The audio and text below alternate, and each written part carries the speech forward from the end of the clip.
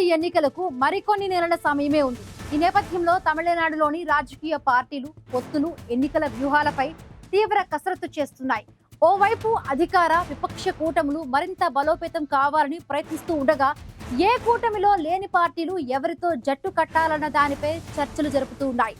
అన్నా డిఎంకేకు good bye చెప్పిన DMK ఎవరితో పొత్తు పెట్టుకుంటుందనే దానిపై రకరకాల ఊహాగానాలు వినిపిస్తున్నాయి.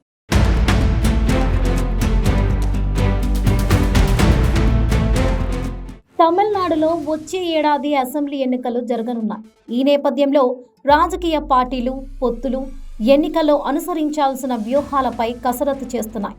ఇప్పటికే తమ కూటములను బలోపేతం చేసుకోవడంపై డిఎంకే, అన్నా డిఎంకేలు సాయశక్తులా ప్రయత్నిస్తున్నాయి. తమిళనాడులోని ప్రధాన పార్టీల్లో ఒకటైన డిఎంకే ఎవరితో కూటమి ఏర్పాటు చేస్తుందనే విషయం అంతు చిక్కడం లేదు. రాజ్యసభ సీటు కేటాయించలేదని అన్నా డిఎంకే నాయకత్వంపై కినుక వహించి ఆ కూటమి నుంచి బయటకు వచ్చేస్తున్నట్లు డిఎండికే ప్రధాన కార్యదర్శి ప్రేమలత గతంలో బహిరంగంగానే ప్రకటించింది. దీంతో ఇప్పుడు డిఎండికే నిర్ణయం ఏంటనేది ఆసక్తికరంగా మారింది. తమిళనాడు సీఎం స్టాలిన్ ఇటీవల అనారోగ్యానికి గురయ్యారు. ఆసుపత్రి నుంచి డిశ్చార్జ్ అయిన స్టాలిన్ను ప్రేమలత ఆయన నివాసంలో కలిసి పరామర్శించారు.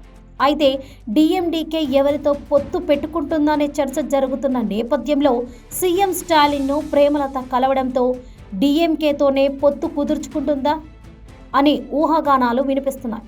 స్టాలిన్ అనారోగ్యానికి గురి కావడంతోనే ఆయనను పరామర్శించడానికి వెళ్ళినట్లు ప్రేమలత వెల్లడించి పొత్తుపై జరుగుతున్న ఊహాగానాలకు తెరదించే ప్రయత్నం చేశారు. అయినప్పటికీ డిఎంకే కూటమిలో చేరడానికి ప్రేమలత మంతనాలు జరుపుతున్నారని, ఆమె 12 సీట్లు డిమాండ్ చేయగా డిఎంకే 9 సీట్లు ఇవ్వడానికి సుముఖత వ్యక్తం చేసిందని, మరో సీటు అదనంగా కేటాయించి చర్చలను కొలిక్కి తీసుకొచ్చేందుకు కూడా ముందుకొచ్చినట్లు ప్రచారం జరుగుతుంది.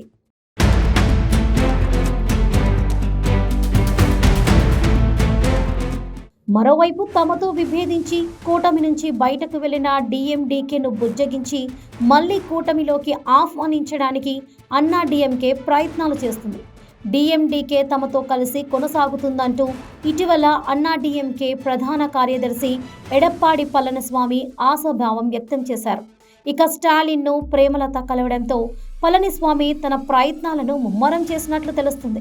కొన్ని రోజుల క్రితం మక్కలై తేడి రథ యాత్రిరై ప్రచార యాత్ర చేపట్టిన ప్రేమలతను అన్నా డిఎంకే మాజీ మంత్రి కేసీ వీరమణి కలిశారు. 2026లో డిఎండికేకు రాజ్యసభ సీటును కేటాయించనున్నట్లు భరోసా ఇస్తూ అన్నా డిఎంకే కూటమిలోకి ఆహ్వానించారని, అయితే వచ్చే శాసనసభ ఎన్నికల్లో 30 సీట్లు తాము కోరిన నియోజకవర్గాలను కేటాయించాలని, ఎన్నికల ఖర్చును కూటమి నాయకత్వమే చూసుకోవాలనే షరతులను ప్రేమలత విధించారని ప్రచారం జరుగుతుంది. ఈ షరతులకు ఎడప్పాడి పళనిస్వామి సమ్మతిస్తే అన్నా డిఎంకేలోకి డిఎండికే రావడం దాదాపు ఖరారవుతుందనే వార్తలు వినిపిస్తున్నాయి.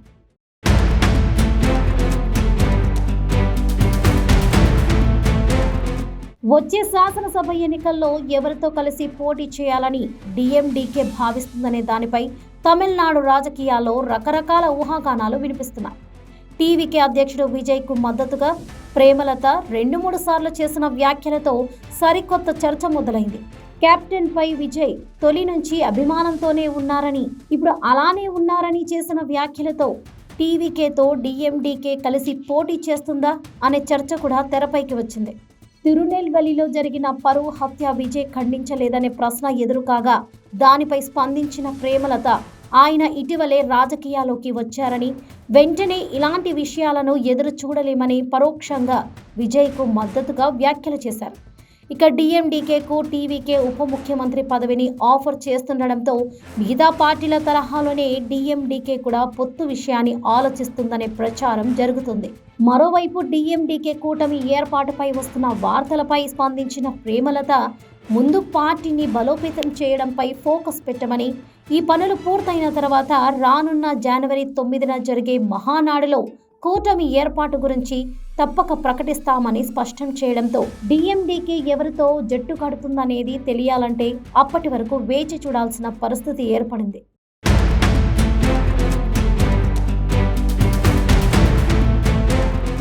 వచ్చే శాసనసభ ఎన్నికల్లో డిఎండికే ఎవరితో జట్టు కడుతుందనే దానిపై సస్పెన్స్ కొనసాగుతోంది.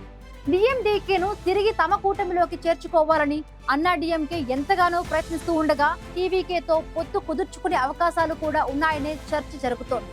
దీంతో డిఎండికే ఎవరితో కలిసి పోటీ చేస్తుందనే దానిపై ఉత్కంఠ కొనసాగుతోంది.